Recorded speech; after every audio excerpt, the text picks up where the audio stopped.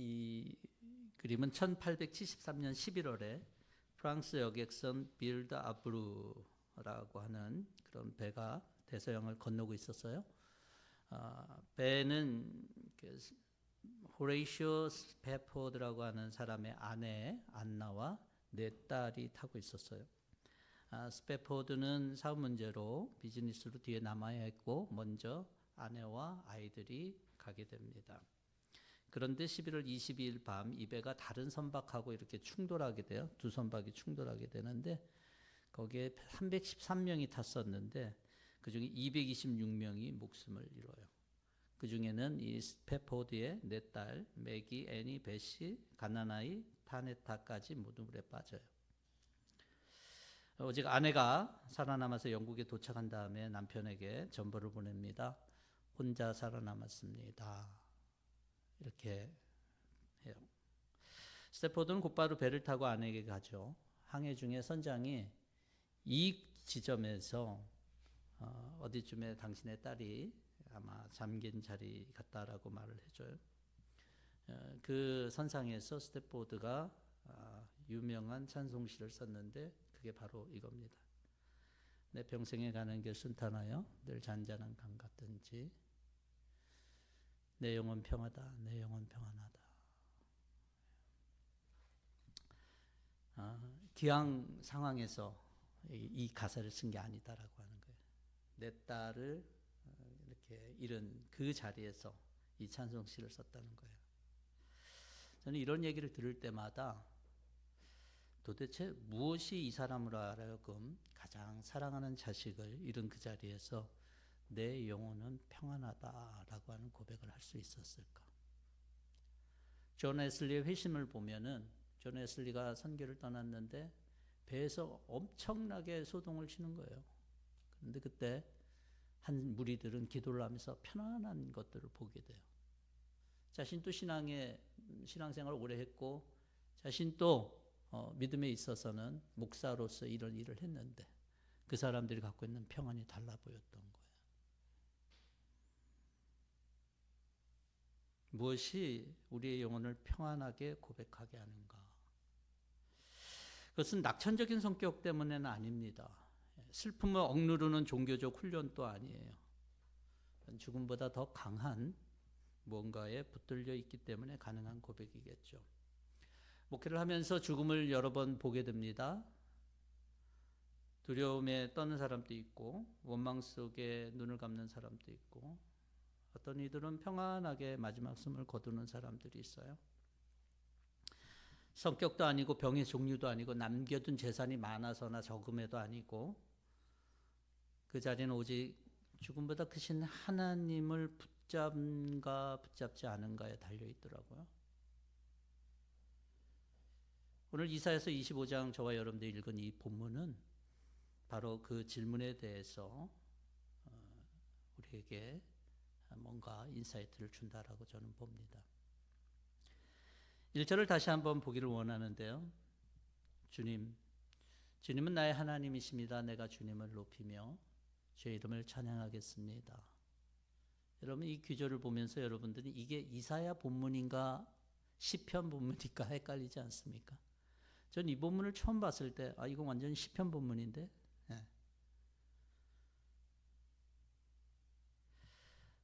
그런데 이 고백을 드리는 사람은 예언자 이사야입니다. 시인이 아니라 예언자가, 찬양 시인이 아니라 심판을 선포하는 예언자가 동일한 언어로 주님은 나의 하나님, 내가 주님을 높이고 주의 이름을 찬양하겠습니다 라고 하는 그런 고백을 하고 있는 거예요. 우리들은 살면서 다 많은 역할들이 다르죠. 어떤 사람은 예배를 인도하는 자로, 어떤 사람은 말씀을 선포하는 자로, 어떤 사람은 오늘 이 자리에 앉아 듣는 자리로 각각 다른 자리와 역할이 있을 거예요. 그렇지만 이 예배에도 동일하게 하나님 앞에 드려야 될 최종적인 고백은 동일해야 된다고 믿습니다. 주님은 나의 하나님, 주님은 나의 노래, 주님의 이름을 찬양합니다. 주님을 찬송합니다 라고 하는 고백이 동일해야 될 최종적인 고백이라고 믿습니다. 피조물 된 인간이 도달해야 될 마지막 최종적인 고백이 바로 이 고백이겠죠. 내가 나를 높이는 것이 아니라 주님을 높이고, 내가 내 이름을 남기는 것이 아니라 주님의 이름을 찬양하는 것. 인생의 모든 성공과 성취의 마지막 목적이라면, 그것이 하나님의 피조물로서 인정하는 사람들의 목적이라면 바로 이 한 문장이 될 것입니다. 여러분, 여기서 나의 하나님, 이 고백은 그냥 처음 이사야가 얘기한 게 아닙니다. 이 고백은, 이 표현은 사실은 사람이 한 게 아니에요. 누가 한 거냐면 하나님이 먼저 하신 거예요.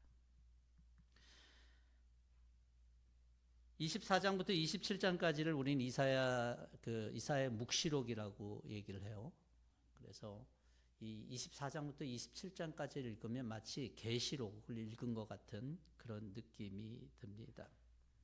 왜냐하면 4장에서는 세상 나라들이 심판을 받고 무너지는 장면이 드러나고 있기 때문에 그래요. 온 땅이 황폐해지는 장면이 펼쳐져요. 그래서 견고한 성읍들이 무너지고 돌무더기가 되고 그 땅 아래서 신음하고 그러는 표현들이 있습니다. 그래서 매우 어둡고 무거운 부분이에요.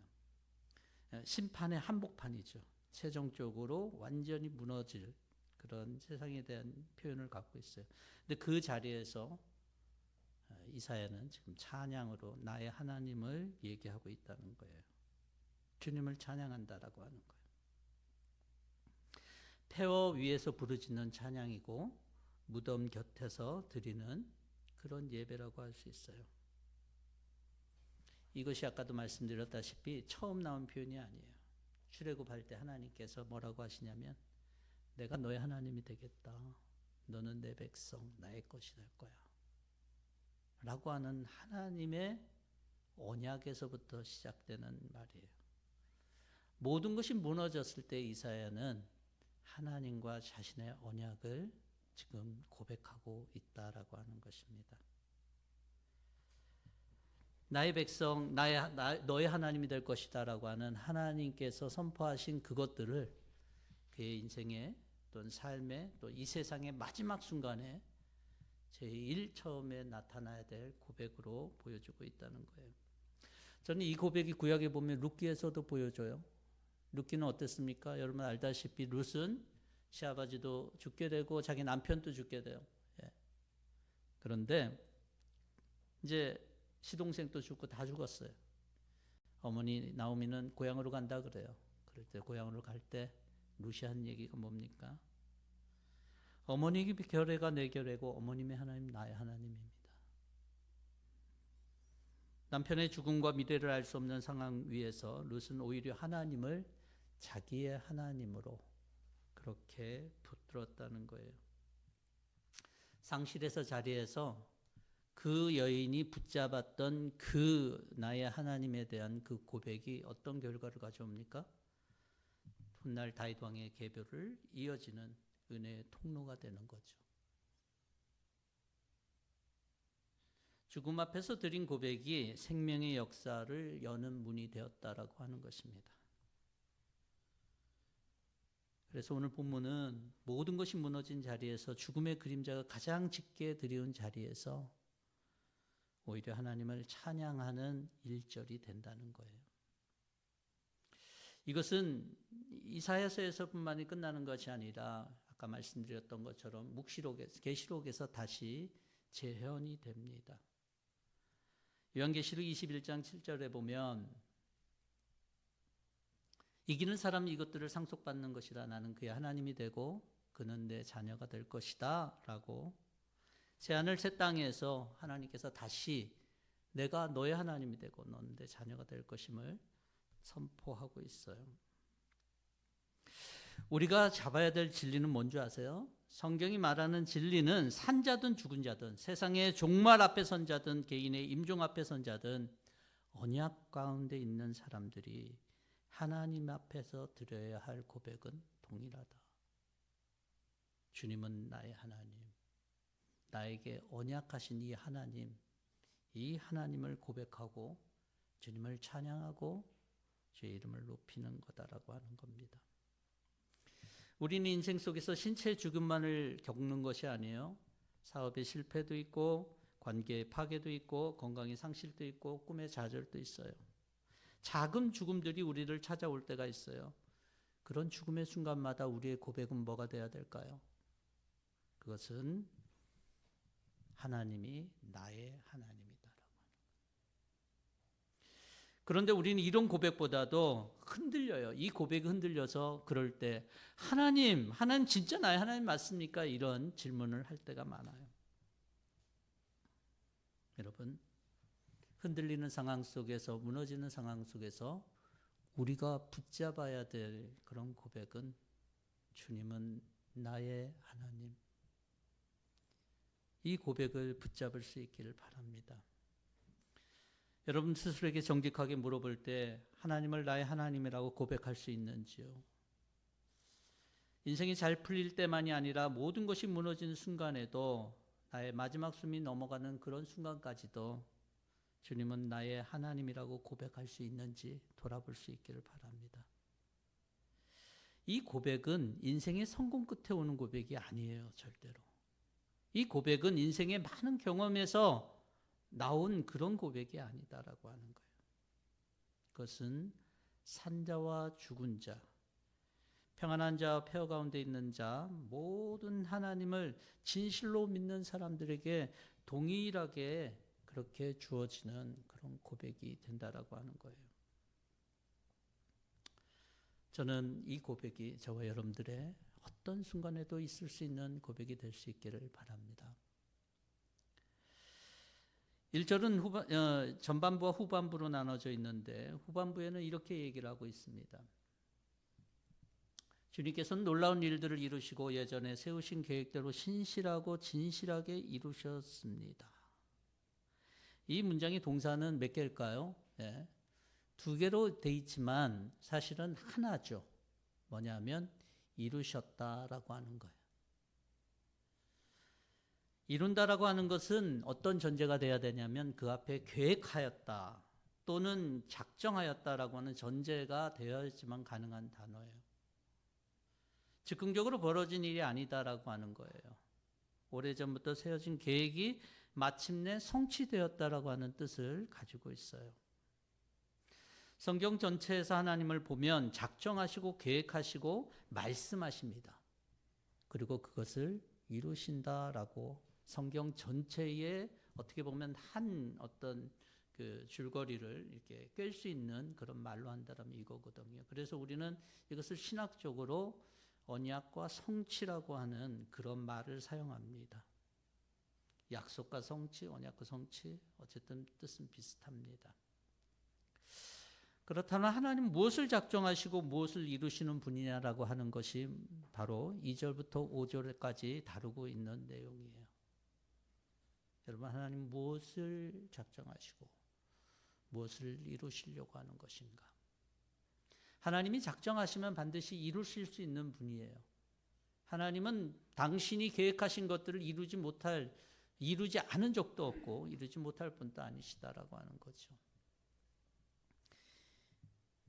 2절을 보면 돌무더기로 성읍들을 만들고 견고한 성읍들이 폐허가 돼요. 그리고 큰 도성, 어떤 큰 나라의 도성은 나라가 큰 그 당시 아시리아 같은 그 나라의 큰 수도 같은 그런 것을 도성이라고 얘기를 하죠. 무너져요. 근데 무너졌는데 얼마나 철저한지 다시 회복할 수 없을 정도로, 재건할 수 없을 정도로 무너진다라고 표현하고 있어요. 인간의 눈으로 보면 이것은 굉장한 큰 심판이죠. 근데 놀라운 것은 그 다음 3절입니다. 3절에서 뭐라고 말씀하고 있냐면, 그러므로 강한 민족이 주님을 영화롭게 할 것이며 포악한 민족들의 성읍이 주님을 경외할 것입니다. 완전히 반전이 일어나죠. 하나님을 대적하던 바로 그 강한 민족, 포악한 민족이 심판받을 성읍들이 주님을 경외하게 된다라고 하는 거예요. 이게 하나님이 계획하시고 이루실 일들이다라고 하는 것입니다. 여러분들은 이 사실을 믿습니까? 심판이 끝이 아니라 심판을 통해서 하나님은 그 백성을 부르시고 그 백성을 하나님의 것으로 만드시려고 하는 계획을 갖고 계신다라고 하는 거예요. 인간적으로 생각하면 계산이 맞지 않죠. 하나님을 알지 못하고 대적까지 했던 자들이 어떻게 하나님을 경외하는 백성이 될 수 있겠냐는 거예요. 이것이 어떻게 하나님의 계획이고 하나님이 이루실 일이라고 우리 인간적인 생각으로 한다면은 맞지 않습니다. 근데 하나님은 그렇게 계획을 하고 그걸 이루신다는 거예요. 바로 이것이 선교의 출발점입니다. 하나님은 강한 자와 약한 자를 가리지 않으시고 어떤 민족이든 가리지 않으시고 이 땅의 모든 민족을 부르시고 하나님의 자녀로 삼으시려고 하는 계획이 있고 그것을 이루시려고 하시고 계시다는 거예요. 여러분들이 여러 번 들었을 거예요. 이 젊은이들은 가운데 있는 짐이라고 하는 사람이 가장 유명하긴 한데 짐 엘리엇, 네이트 세이트, 에드 맥컬리, 로저 유데리안, 피터 플레밍이라고 하는 1956년도 1월 8일 날 이 5명의 이 젊은 선교사들이 에콰도르의 아우다니 부족으로 들어갑니다. 그 당시 원시 부족들은 뭐 누구든지 이렇게 접해본 적이 없었어요. 그래서 이들이 비행기를 타고 오니까 새라고 하면서 그 새를 향해서 창을 던지면서 그 새에서 내린 사람들을 창으로 죽이게 돼요. 5 젊은 아버지와 또 남편이었던 이들이 가장 잔인하고 폭력적인 방법으로 부족의 손에 순식간에 목숨을 잃죠. 어린 자녀도 있었고 기다리는 아내도 있었어요. 짐 엘리엇이 죽기 전에 이렇게 자신의 일기에 써놨습니다. He is no fool who gives what he cannot keep to gain what he cannot lose. 자신이 지킬 수 없는 것을 내주어 결코 이룰 수 없는 것을 얻는 사람은 결코 어리석은 사람이 아니다. 이것을 또 다르게 번역하면 영원한 것을 얻기 위하여 영원할 수 없는 것들을 버리는 자는 결코 바보가 아니다. 라고 의역을 좀 한 게 더 유명해요. 이 사실에 대해서 미국 라이프제와 타임즈는 이렇게 얘기를 합니다. What an unnecessary waste. 얼마나 불필요한 낭비인가. 사람의 눈으로는 불필요한 낭비일 수 있어요. 이해가 될 수가 없는 일이에요. 하나님이 작성하신 이 일은 인간의 지혜로 이해될 수 없는 일이에요. 근데 그 다음에 놀라운 일이 벌어져요. 남겨진 아이 짐 엘리엇의 아내 엘리자베스 엘리엇이 있고 네이트 세인트의 여동생 레이첼 세인트가 남편과 오빠를 죽인 그 부족에게 다시 걸어갑니다. 인간적으로 보면 상상할 수 없는 결단이었어요. 그들은 두려움과 더 큰 확신, 하나님께서 반드시 이루시기 위해서 이들을 하나님의 제물로 삼으셨다라고 믿고 들어가요. 몇 년 뒤 놀라운 일이 벌어져요. 그 부족이 많은 사람들이 예수님을 영접했다는 거예요. 심지어 5 선교사를 창으로 찔러 죽인 그 중에 한 사람이 나중에 목사가 돼요. 그리고 빌리 그레엄 목사님의 그 집회 가운데 자신의 그 스토리를 얘기하는 일들이 있게 돼요. 가장 포악했던 그 손이 이제는 성경을 붙들고 복음을 전하는 손이 되었다는 거예요. 포악한 민족들의 성읍이 주님을 경외할 것이라고 하는 이 3절의 말씀이 정확히 정글 한복판에서 이루어졌다는 거죠. 예수님 말씀하십니다. 내가 진정으로 너에게 말한다. 밀 하나가 땅에 떨어 죽지 않으면 하나를 그대로 있고 죽으면 열매를 많이 맺는다. 5 선교사의 죽음은 낭비가 아니라 사람의 눈으로 판단하면 낭비지만 그것은 하나님 앞에서 씨앗이 됩니다. 그들의 죽음을 통해서 하나님은 당신이 작정하신 그러한 일을, 생명을 얻는 일을 이루셨다는 거예요. 하나님은 온 세상을 구원하시려고 하는 거 맞습니다. 그게 하나님의 뜻이고 하나님 그 일을 아직도 계속하고 계세요. 그리고 오늘 또 온 땅을 향해서 그 일들을 계속하고 있는 게 분명해요. 하나님이 그러한 선교에 대한 관심을 갖고 계시다면 하나님의 것, 하나님의 백성인 우리 역시 선교에 대한 동일한 관심을 갖는 것이 당연하겠죠. 만일 그런데 우리가 이 부르심에 무관심하다면 하나님의 계획대로 이루실 거예요. 우리의 순종의 여부와 상관없이 하나님은 하나님의 계획을 이루시는 분이에요. 하지만 하나님의 사람으로 하나님의 것으로 그 일에 동참되지 않는다라면 우리를 향한 하나님의 마음은 아프실 거예요. 적어도 우리는 그 순간 하나님의 기쁨이 되는 삶을 살지는 못할 것입니다. 성경은 인간적으로 볼 때 결코 합리적인 계산이 아닙니다. 맨땅에 해당하는 것 같고 아무리 계산해봐도 손해보는 일처럼 보입니다. 왜 내 돈을 주고 웨이스트하면서 그 사람들한테 가서 그 일을 다 나눠주는 거잖아요. 후원금을 보내는 것도, 기도에 동참하는 것도, 때로는 자녀를 선교지에 보내는 것도 세상 눈으로 보면 미치는 장사입니다. 9월달 초에 9월 8일 날로 지금 예정되어 있는데 조항석 목사님이 다시 IT에 일주일간 갔다 오신다고 전해주셨어요. 직접 수도로는 갈 수 없어서 IT 섬의 북쪽에 가서 거기서 경비기를 타고 수도로 들어가신다고 해요. 저는 왜라고 하는 질문을 가끔 해봐요. 여러분들은 그런 질문 안 드세요? 목사님 은퇴하셨어요? 예. 은퇴 후에 편히 있거나 아니면 그렇게 좋아하는 손주들과 같이 시간을 보내는 것. 그래도 어느 누가 뭐라 그럴 사람 없고 참 좋다라고 여길 거예요. 근데 왜 가야 되나? 저는 이렇게 생각을 해봤어요. 이렇게 하려고 하는 이가 자기 편하자고 하는 일은 아닐 거예요. 누구한테 인정받고자 하는 것은 절대 아닐 거예요. 그것은 하나님이 계획하셨고 하나님의 것으로서, 하나님의 사람으로서 하나님의 일에 동참하는 것이 가장 영광스럽기 때문입니다. 나와 언약 관계에 있는 나의 하나님의 일이기 때문입니다. 우리의 계산이 아니라 하나님의 신실하심이 그 일의 근원이다라고 하는 거예요. 물론 모든 사람들이 짐 엘리어처럼 정글을 떠나도록 부름받은 건 절대 아니에요. 그러나 하나님이 그 계획에 동참하는 길은 여러 갈래겠죠. 어떤 사람은 가고 어떤 사람은 보내고 어떤 사람은 기도하고. 중요한 것은 방식이 아니라 그 계획이 나와 상관없는 것이 아니라 나와 상관이 있다는 거예요. 왜냐하면 나의 하나님의 일이기 때문에.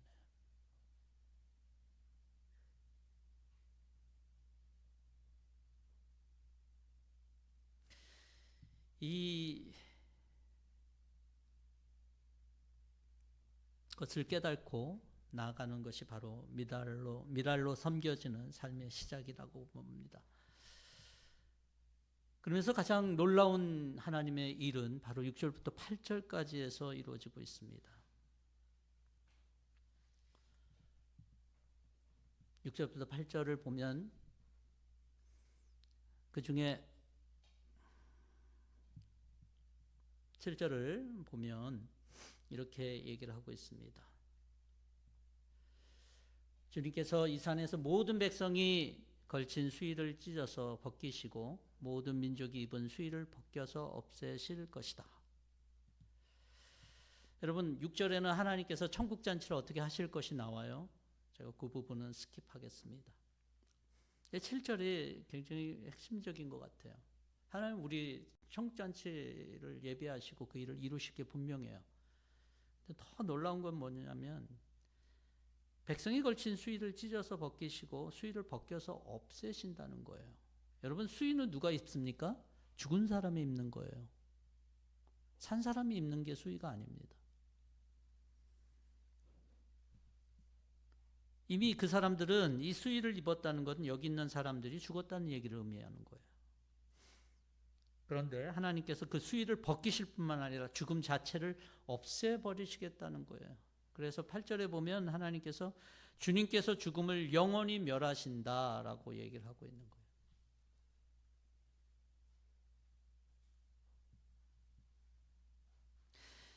인생은 죽음의 공포에서 벗어날 수는 없습니다. 아무리 죽은 것 같고 고생을 여러 번 겪었다 해도 실제로 죽음이 눈앞에 닥치는 것은 전혀 다른 일입니다. 진짜 죽음의 공포와 마주하게 되면 우리는 죽음이 얼마나 맞닥뜨리고 싶지 않은 것인지 뼈저리게 알게 됩니다. 이 죽음은 어디서 왔냐? 죄로 인해서 왔다라고 성경은 얘기하고 있어요. 이 죽음을 스스로의 힘으로 벗어날 수 있는 인생은 아무도 없다라고 성경은 말합니다. 여러분, 이 죽음의 문제가 죄의 문제와 상관이 없다라면 하나님은 어쩌면 예수님을 보내지 않으셨을 거예요. 다른 방법으로 이 죽음을 해결했을지도 몰라요. 근데 죄로 인해서 온 죽음이기에 이것은 굉장히 심각한 문제예요. 왜 심각한가? 죄로 인한 문제가 왜 심각한가? 그건 바로 하나님과의 관계의 문제이기 때문에 그래요. 죄는 하나님의 관계를 무너뜨리거든요. 예전에 아담만 그랬던 게 아니라 오늘날 저와 여러분들도 마찬가지입니다. 우리의 죄는 하나님의 관계를 무너뜨립니다. 그래서 그로 인한 죽음을 위해서 당신의 아들 예수 그리스도를 우리에게 보내주셨어요. 이게 얼마나 완벽한 계획이 되냐면, 여러분, 어떤 일을 계획할 때 우리가 일들이 잘 되기 위해서 심사숙고하죠. 심사숙고하기 위해서는 적절한 타이밍이 중요하고요. 오랜 시간 동안 그것을 준비하는 일들이 필요하겠죠. 예수님이 이 땅에 오시기까지 아담이 타락한 이후 수천 년이 걸립니다. 왜 그전에는 안 오셨을까? 타이밍이 아닌 거예요. 하나님께서는 예수님은 단지 뛰어난 한 사람으로 오신 것이 아닙니다. 약속된 하나님의 아들로 그 방법으로 오셨고 그 시간에 타이밍에 오신 거예요. 전 성경을 보면 볼수록 예수님 밖에는 죄의 문제를 해결할 수 없다는 사실을 너무 깊이 깨닫습니다. 세상의 어떤 것으로도 죄는 해결될 수 없다. 그 말은 죽음은 예수 그리스도 외에는 절대로 해결될 수 없는 문제다라고 하는 말입니다. 하나님은 당신의 아들을 이 땅에 보내주시고 이 수위를 벗기고 죽음을 없애시기 위해서, 이 일을 이루시기 위해서 당신의 아들 예수 그리스도를 보내주셨어요. 하지만 여러분, 이걸 보면서 여러분 뭘 느낍니까? 전 이걸 보면서 하나님의 최종적인 계획은 죽음이 아니다. 그리고 하나님의 최종적인 계획은 죽음을 겪지 않도록 하는 것이 아니다. 오히려 죽음을 겪되 그 죽음을 멸하시고 죽음에서 우리를 건져내시고 영원한 당신의 아들의 나라로 인도하시기 위해서, 그것이 하나님의 계획이고 하나님이 이루시려고 하는 것이다 라고 하는 거예요. 제가 한번 말씀드린 적이 있는데, 감리교 창시자인 존 웨슬리라고 여러분 아실 거예요. 이 존 웨슬리는 1791년 3월 2일 날 87세 나이로 세상을 떠나요. 그가 임종을 앞두고 병상에서 반복하게 남긴 말이 그의 묘비에 있는데, 세 가지가 있는데 그 중에 세 번째가 이겁니다. 가장 좋은 것은 하나님이 우리와 함께 계신다는 것입니다. 그리고 그의 마지막 순간에 찬송하면서 떠나요. 죽음을 눈앞에 둔 사람의 입술에서 나온 언어는 두려움이 아니라 감사와 찬송과 확신이었어요. 그는 알고 있었습니다. 죽음이 끝이 아니라 또 자기의 기다리는 잔치와 주님께서 이 수위를 벗고 영생으로 자기를 인도하실 것을 기다리고 있었어요. 그래서 우리에겐 죽음은 마침표가 될 수 없어요. 그리스도인들에게 죽음은 마침표가 아니라 쉼표입니다. 다음 챕터로 넘어가기 위한 쉼표.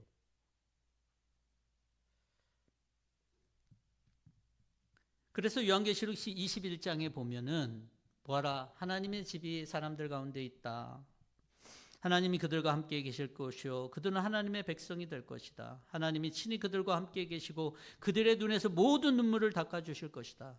다시는 죽음이 없고 슬픔도 울부짖음도 고통도 없을 것이다. 이전 것들이 다 사라져 버렸기 때문이다. 이사야가 본 그 미래, 이것은 바로 계시록에 나타난 것과 동일합니다. 하나님께서 눈물을 닦아주시고 죽음을 영원히 멸하시는 그 하나님의 나라가 완성될 모습이 동일하게 오버랩되고 있다는 거예요. 오늘 본문은 분명히 얘기합니다. 인생은 피할 수 없는 죽음으로 인한 그 이별이 끝이 아니다라고 하는 거예요. 그것을 예수 그리스도의 보혈의 피로 영원히 멸하실 분, 그 죽음을 멸하실 분이 있다라고 하는 그런 것입니다. 그래서 우리는 사랑하는 사람들이 그런 장례식장에서도 완전한 절망에 빠질 수는 없습니다. 슬퍼할 수 있어요. 그렇지만 소망 없는 자처럼 슬퍼하지 않을 수 있는 것은 우리의 감정이 무디어서가 아니라 이것이 마지막이 아니라는 것을 믿기 때문입니다. 인생은 죽음의 공포에서 스스로 벗어나기가 참 어렵습니다.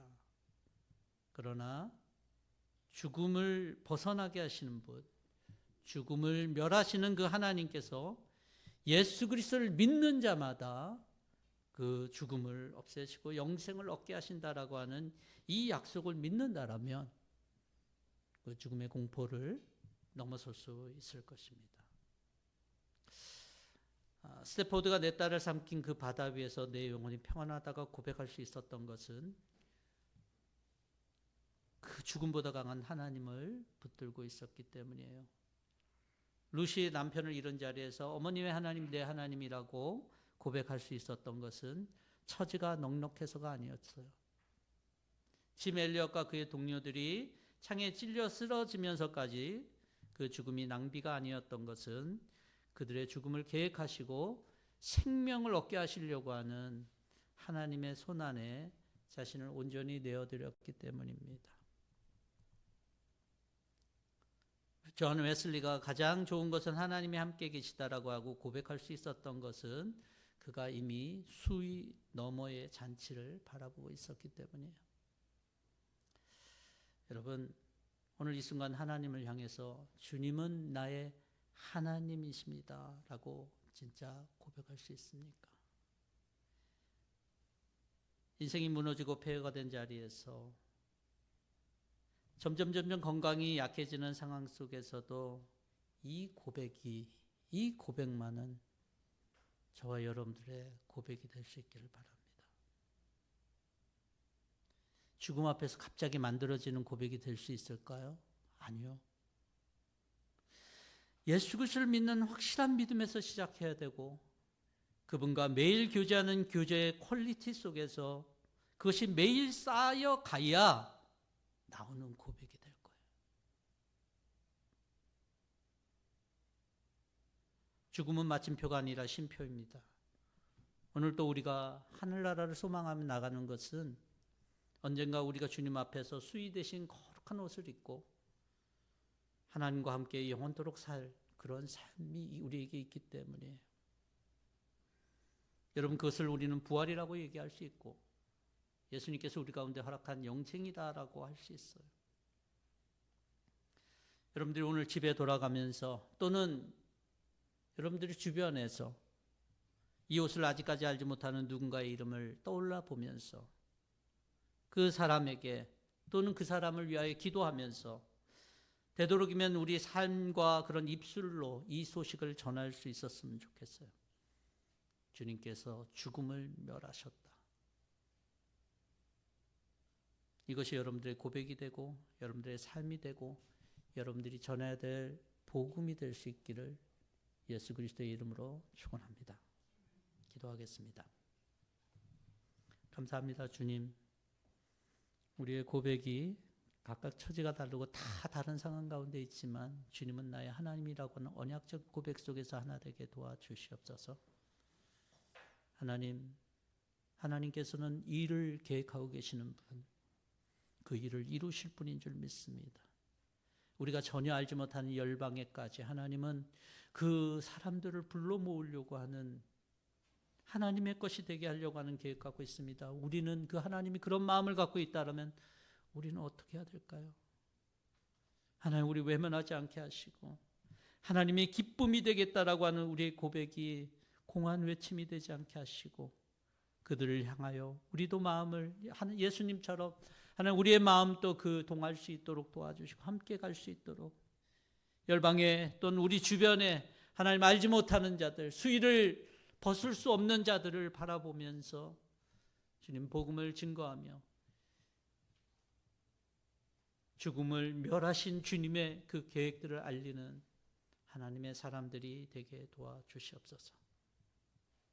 예수님의 이름으로 기도하옵나이다. 아멘.